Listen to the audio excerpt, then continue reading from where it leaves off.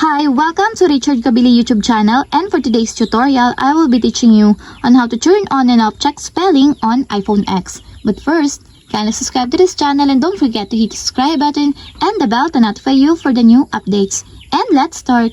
Using your iPhone X from your home screen first, go to Settings. Then in the Settings, scroll down and click the General. Then after that in the General, scroll down and tap the keyboard. Then after that in the keyboard, scroll down again and go to all keyboard section, then find the check spelling.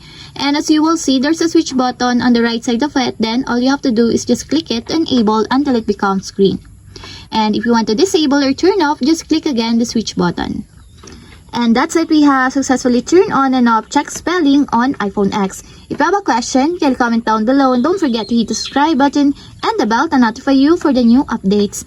And thank you for watching!